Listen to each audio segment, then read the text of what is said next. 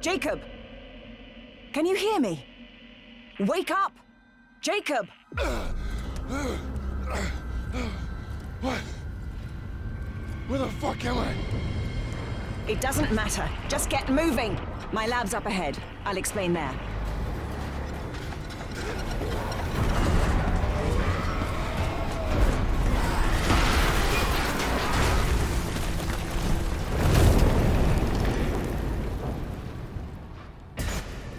So I played this game and went through it a couple times. Got all the achievements, riot mode I did 50 waves, and played the DLC.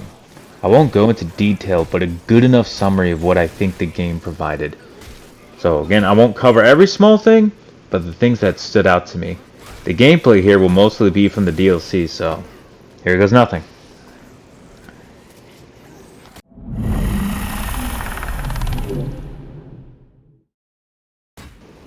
The Callisto Protocol was a game that presented itself as a till Dead Space remake comes out series. With word of some Dead Space developers working on the Callisto Protocol cleared signs of inspiration such as getting loot out of your enemies from a stomp, and gruesome monsters that destroy the world around you, it's clear that its game took advantage of the reputation that Dead Space had in order to make itself known. It was released 29 days before the remake for Dead Space, so of course web searches for the game will be at an all-time high, which means more people discovered the Callisto Protocol, and after learning about it they spread the hype to others. The stars aligned for this game to gain the spotlight and become one of the big dogs, but it fell short due to its poor delivery. So first, what is the game about?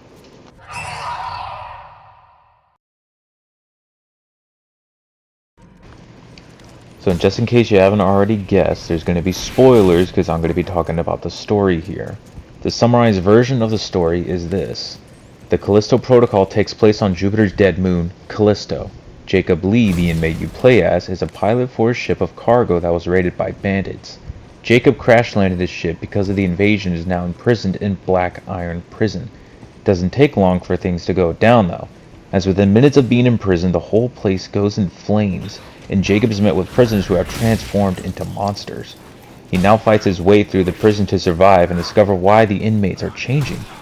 Duncan Cole, who is the warden, reveals that he has plans for people to evolve from these fragile shells in order to spread the human species to space.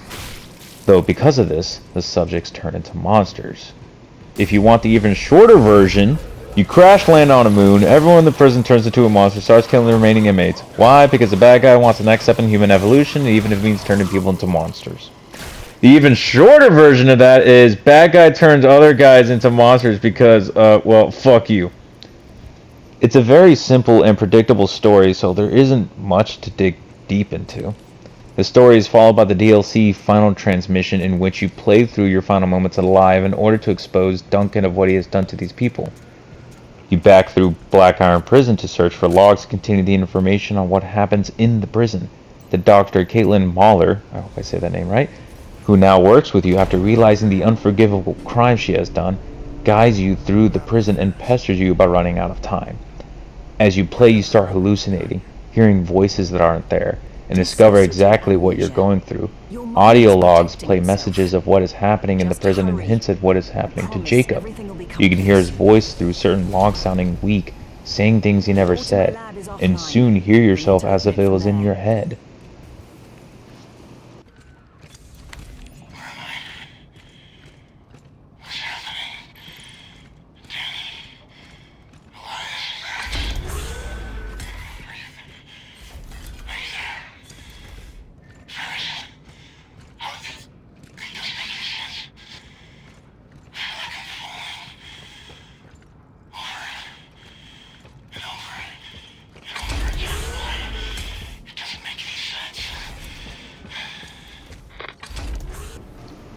By the end, it's revealed that your body is mangled beyond redemption. You're being used to send the final transmission somewhere to expose Duncan. Shorter version of that is you're in purgatory in your mind, while in reality you're reduced to a torso and head on the brink of death. But you're being kept alive to show others what happened to people in Black Iron Prison. The even shorter version of that is that you're fucking dead.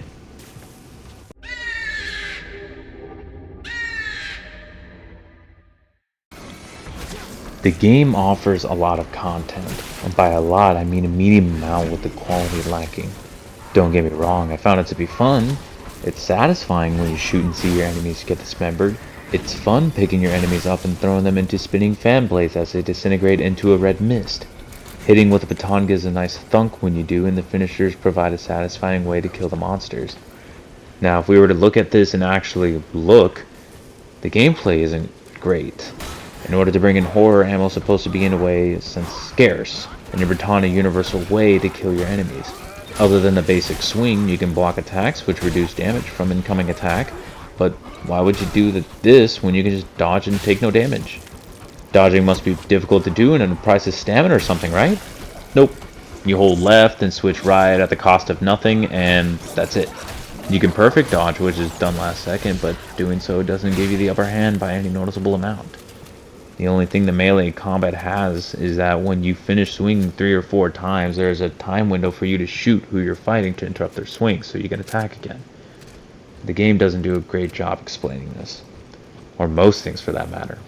The DLC, however, replaces your baton with a hammer, which has the same swing, but now you can smash it to the ground causing an AoE attack. You can break yellow boxes that would have no effect whether or not they're there. You can't move when you're charging it. That's it. So, what are the guns like? You get a total of 5 guns. The hand cannon, skunk gun, tactical pistol are your smaller guns. The assault rifle and riot gun are your 2 big guns. The hand cannon is your basic gun, skunk gun being a small shotgun, tactical pistol is a weak pistol but a larger clip and a higher fire rate. Tactical pistol would be the best pistol for the time window attack, but other than that, you use whatever you want.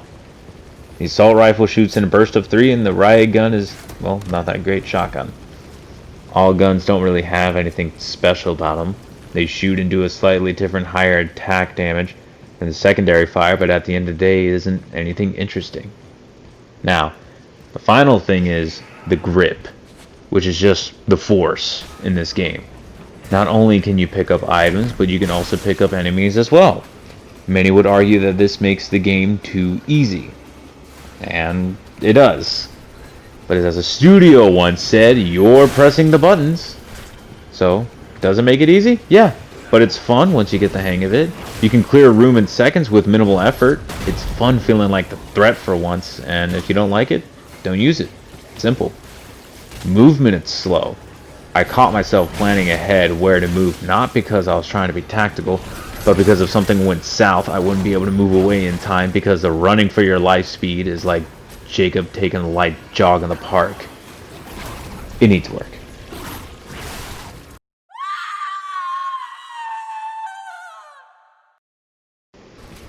Now to the main thing. Blood, guts, and gore. For starters, the game has some animations behind the DLC pass. It's stupid. But for the most part, disregarding some goofiness, the death animations are great. I would argue that the death animations are even better than that of Dead Space. Both games have a good chunk of death that is just decapitation. Callisto has half a head gone being thrown into the mix, but the animations are more than just dismemberment.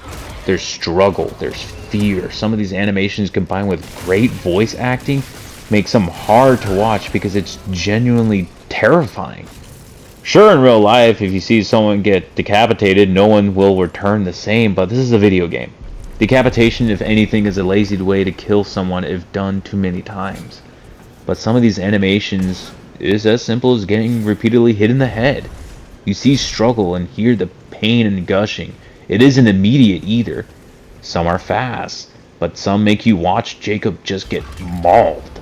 Worst part is you see Jacob's emotion as he loses hope and slowly dies a painful death. Not only that, but some animations isn't just a death and it's over. You still see him breathing, or after the damage is done, Jacob is just screaming in pain. So for the gore, again, ignoring some goofy ones, it's something the game got right, and it got it well.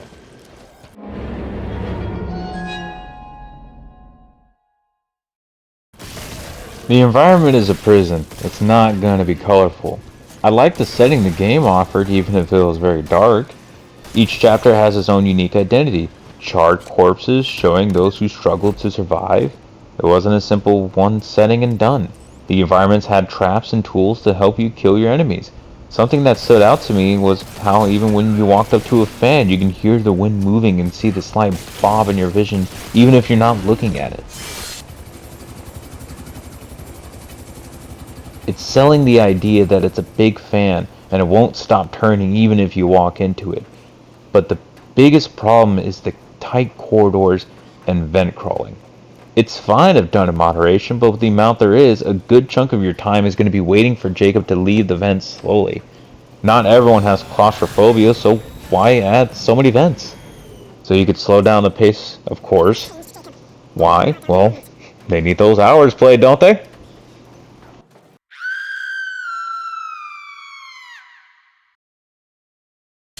The voice acting is great. One of the strong points this game has. Same goes for the face animations. The graphics are great, so things become clear for you to see. Especially how Jacob is sweating 24/7. But the lip quivering and confusion, it's obvious what the characters are feeling. Along with the great voice acting, the dialogue doesn't sound robotic. It makes sense for the responses that was said and didn't take me out of immersion. It pulled me into the world of Callisto and made a lot of transitions smoother. It wasn't full of haha funny joke or oh look the robot said something you usually don't while so humorous. It felt like real human dialogue. Ironically, this particular mistake may just be our last hope. Jacob? No escape. You will never escape. Jacob! What's happening? I'm fine. Fucked up on the dawn, though.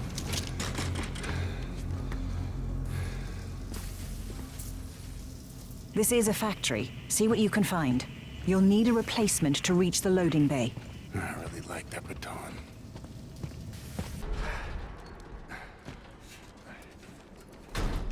Gotta say, you look like shit. Yeah, I look like shit, huh? I smell like it too because somebody forgot to mention that I'd be swimming in it. Told you it wouldn't be easy. What matters is that you made it, yeah? Yeah, well, we both did. Not quite yet. But we're nearly there. Come, give us your hand.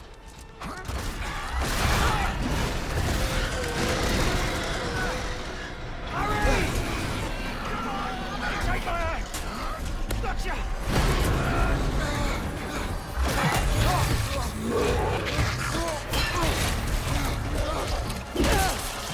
Quick! Get to the train station!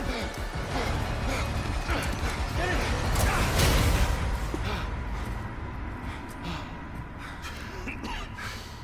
Holy shit, bro. I think those things are changing. They're evolving. Yeah, I think we need to get the hell out of here. What's with the suit? Station got damaged during evacuation. We've got to go outside to access the tram. Yeah. Get suited up. We still got to beat that storm. When you're ready, I'll cycle the airlock. I never asked you. What are you in for? What? You worried you're helping a murderer escape? Well, yeah, kinda. Well, you are, man. So what? Look, it was a long time ago, yeah? I was defending myself. Wrong place, wrong time. I made a lot of bad decisions back then. Yeah, well, you were probably just dealt a shitty hand. No. It was just to blame everyone else. But then I realized this was on me. You can't keep running from what you've done.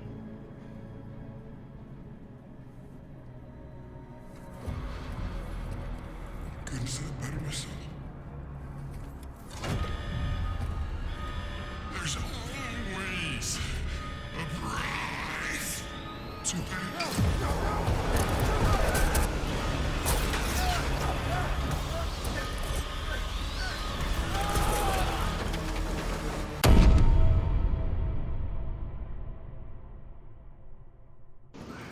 The enemies in Callisto are pretty basic. To basic, from police basic to fat basic to guy that spits at you, so on and so forth. I can count the enemy type on my hands. which says a lot, especially since some of them are just variations of others.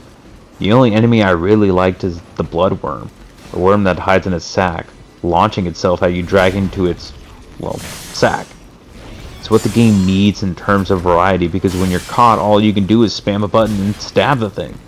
Sure, you can shoot it if it finds you, or if you find it before it finds you, but that's something that, like, insinuates fear. It had me check my corners instead of blindly just going through. Now the most disappointing are the bosses. There are 3, one of which is only in the DLC. So, 2. One being the two-headed brute and the other being the final boss. The two-headed brute you fight twice. It swings once, you dodge, shoot, and repeat. It falls, you smack it, and enter phase 2, which does the exact same thing. Swings once, you dodge, shoot, and repeat. The boss isn't a boss, it's a bullet sponge. It's meant for you to slow down your pace. The final boss was cool, although it was just bigger and did the same thing the other enemies did. Swing and shoot at you. But this time, there were bombers to assist it. So, yeah, disappointing. Final Transmission DLC didn't provide much more either.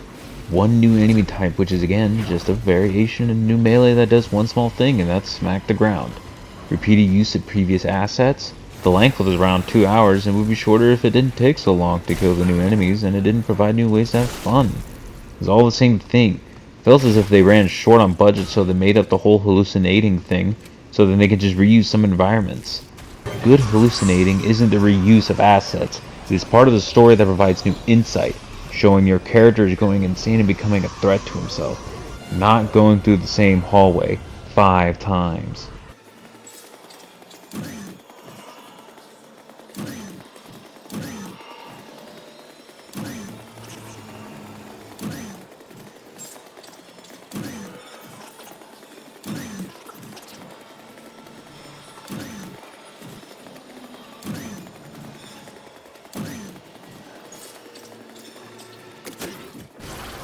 Overall, the Callisto Protocol has many great things it has done well. It has great dialogue and voice acting, good graphics along with great animations.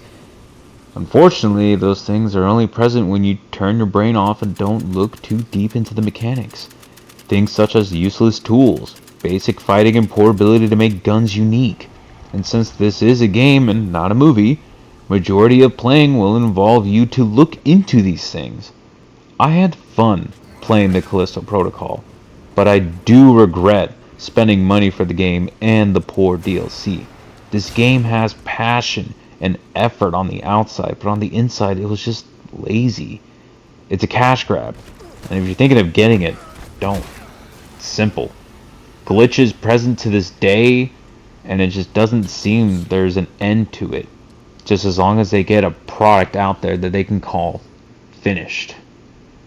So, overall rating, I would give Callisto a 4 out of 10.